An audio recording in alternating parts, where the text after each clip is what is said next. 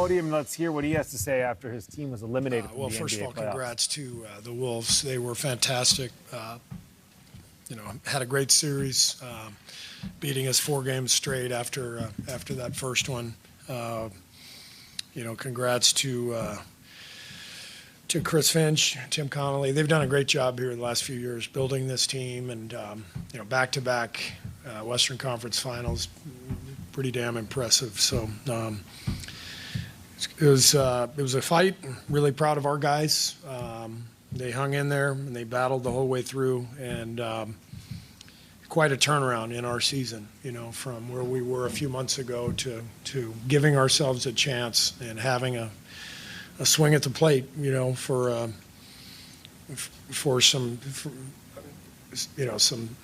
real chances to go deep, and we were right there, and obviously didn't go our way. But again, the Wolves were great; they deserved it, and I'm very proud of our team. How difficult is the Steph aspect of this?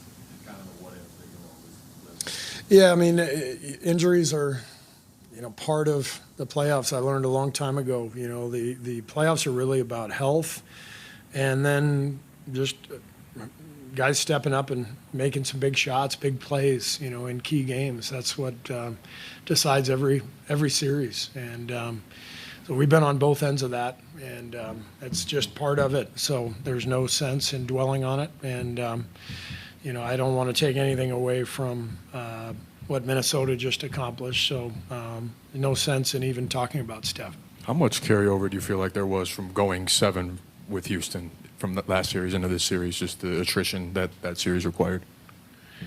Well, we obviously came in here and won game 1, coming right off of game 7. So I don't think it was an issue. I thought game 3 was the key to the series. We're at 1-1, and we've got a 6-point lead in the mid-4th, and they made huge plays down the stretch of that game, and that was the one we needed to get. And then I thought the last 2 games they broke free offensively. I mean, they shot 63% tonight. We couldn't stop them. We actually did everything we wanted to accomplish. We dominated the possession game. We got 39 threes up, but 12 more field goal attempts, 15 more free throws. We did everything we needed to do to win the game. But they shot 63%. So ultimately, you've got to be able to guard and get stops, and we weren't able to do that. You guys were only down by 6 with about 2 minutes left in the second quarter. Then they go on that 9-0 run, kind of like what they did in the last game. I guess what happened there? Yeah, they broke free. It felt like the transition stuff in the first half was really key. I looked at the stat sheet at halftime. They only had 6 transition points. I think that was misleading. Those stats are a little nebulous sometimes too. It felt to me like they were getting out in transition and then getting into the paint, and then their passing was spectacular tonight. They had 20 assists in the first half, had us on a string. We kept having to rotate because the ball would get free, and we'd had to bring help, and the ball started to move for them, and they played a beautiful first half, and that last 9-0 run was a big part of the game. 2 of your youngest guys had the biggest scoring outputs tonight, obviously, Jonathan and Brandon. What did you see from them tonight and in the series? Brandon obviously had struggled. But I thought it was our best offensive game of the series, even though we didn't shoot well.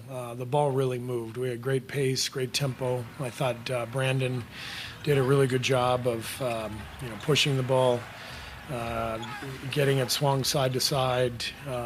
We were able to attack them on closeouts because the ball was moving. Our spacing was much better. That was a big problem for us earlier in the series, just a lack of spacing. Obviously playing some new lineups that hadn't played together. A lot of lineups that had, guys who are used to being in the paint, and we were asking them to be on the perimeter. Tonight we did a much better job of that, of getting spaced, and that allowed us to move the ball, and both JK and Brandon, had big scoring nights. I was really thrilled for Moses. It's been a tough postseason for him, but he showed exactly who he is. As a player, as a person, just staying ready, coming in, having that big fourth quarter. That was meaningful, and I love our guys. Like I said, we this was a hell of a run for us. Considering where we were at the trade deadline.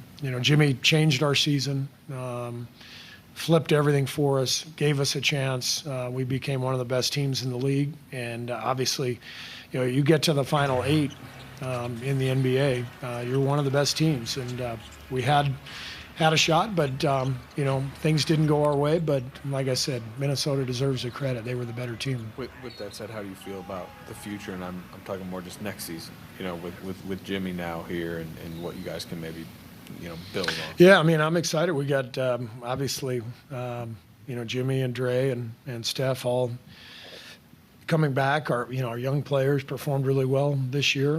There's a lot to look forward to.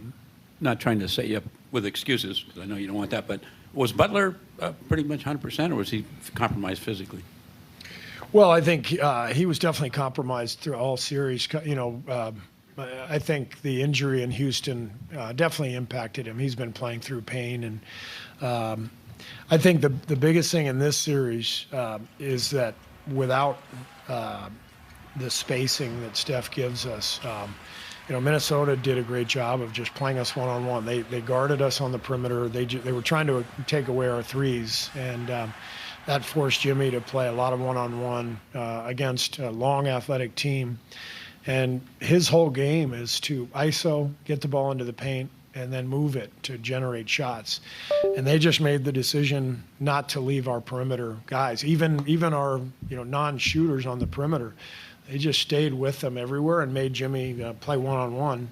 And because they have a lot of length and athleticism, it wasn't easy for him to get anything, at the rim and in the paint. And obviously they've got Gobert back there. So they made things difficult on Jimmy. Once Steph went out, it changed everything for our whole team, but especially for Jimmy.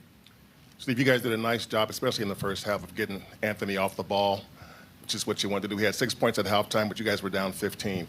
Is there an adjustment that you can make from that? Or, where do you go from that when you're down 15 and he has 6 points? Yeah, we blitzed him early in the game. We were trapping him, and they got free, and they scored several times against our blitzes, and that's the risk you take, when you go to that coverage. So I thought all in all tonight we threw a lot of stuff at him. Box and one, one possession, a lot of zone, trapping in the backcourt. But they're a hell of a team. They've got shooting everywhere, and that's the name of the game in modern NBA. If you can space the floor with 4 or 5 different guys, it makes defense really, really difficult. And I thought their spacing, their shooting just spread us out, and that allowed their guys to attack and get into the paint. Following up on the earlier question about Pods and Jonathan, your younger guys, obviously with Steph's injury, they had a bigger role in this series. How much can this playoff experience sort of help them going forward? Fantastic playoff experience for both guys. Very proud of Jonathan, to go from where he was in the Houston series, not really being part of the rotation. And then when Steph got hurt, staying ready and coming in, and he played really well here these last 4 games. And BP, this was a great experience for him. He said there were times in the series where he was hesitant to shoot. Even tonight, he was 4 for 6. I thought he could have gotten 10 or 11 threes off, and we needed those. And I told him that after the game. I said, when we get back here next year, you are not going to turn down a single shot. And that's part of the playoffs. I lived it as a player. It is it's a mind game. I call it, something more profane. It's, but the playoffs are they are a mind game. And it's really easy to lose your confidence. Teams throw different schemes at you. You have a bad game, and everybody's talking about your shooting percentage, and you feel like you're on an island. I've been there, and it was great for Brandon to go through that and then finish the series with a great game. because he's got to understand this is what it feels like. You know, nobody cares in January if you have 2 games where you're 4 for 20. But in the playoffs, everybody's writing about it. Everybody's talking about it. You feel exposed, and that's a big part of playoff experience is understanding you got to keep firing. You got to stay aggressive, keep your confidence any way you can. Steve, you mentioned Brandon Pajemski finishing